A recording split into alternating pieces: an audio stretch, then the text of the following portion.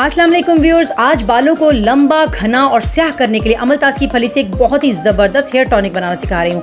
अमलताज़ की फली आपको पार्क में गिरी हुई इधर उधर मिल जाएगी या फिर आप पंसार से भी खरीद सकते हैं। बहुत ही सिंपल सी, आसान सी और सस्ती सी रेमेडी है। आपके बालों को हैरत अंगेज़ तौर पर स्याह और लंबा कर देगी। आप हैरान रह जाएंगे कि घने भी बाल हो जाएंगे। तो यहाँ पर आपने करना ये है कि सबसे पहले आपने अमलताज़ की फली ले लेनी है और उसको आपने आहिस्तगी के साथ इसे तोड़ना है और किसी भी चीज़ के साथ, किसी वजनी चीज़ के साथ इसे तोड़िए। और जब इसे खोलेंगे आप तो आप देखेंगे कि अंदर से एक स्याह सा मादा निकलेगा। थोड़ा सा पॉट्स बनी हुई होगी गोल गोल छोटी छोटी सी, और उसके ऊपर एक काला काला सा एक चीज़ लगी हुई होगी जो कि आपके बालों के लिए बहुत ही ज़्यादा फ़ायदेमंद है। व्यूअर्स, ये इतनी इंपॉर्टेंट चीज़ है कि अगर आपको इसकी खसूसियात और इसकी इंपॉर्टेंस पता चल जाए तो आप अपने यहाँ इधर उधर एक भी गिरा हुआ नहीं छोड़ेंगे, आप सबको समेट कर रख लेंगे। मैंने भी पार्क से इकट्ठी की थी, बहुत सारी यहाँ लाहौर में तो बहुत सारे पार्क्स में गिरी रहती हैं, तो आपको भी अपने गिर कहीं ना कहीं ये मिल जाएंगी।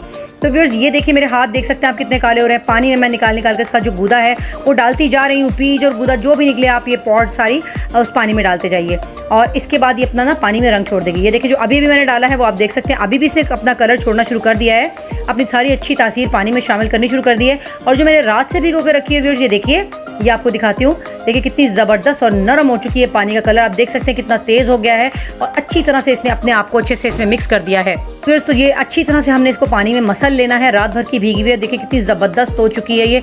अब इसके अंदर 1 टेबलस्पून मेथी दाना और 1 टेबलस्पून कलौंजी मैं डाल रही हूँ और एक दूसरे पैन में डाल के मैं इसे पकने के लिए रख रही हूँ।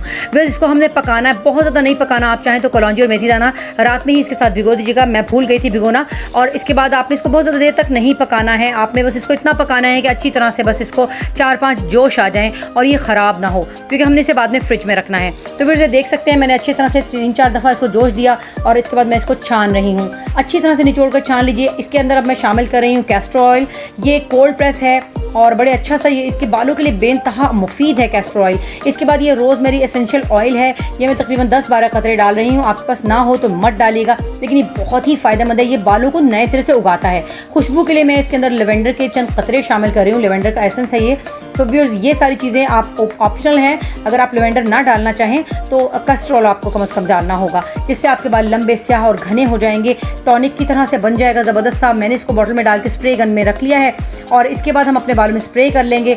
जब दिल चाहेगा आप ऐसा कीजिए, रात को सोने से पहले कर लीजिए तो बहुत फ़ायदा होगा। सुबह नहा लीजिएगा या नहाने से 2 घंटे पहले भी आप ये बालों में लगा सकते हैं। फिर इसका रिजल्ट मुझसे शेयर कीजिएगा। अच्छी वीडियोस देखने के लिए मेरे साथ रहेगा। शुक्रिया।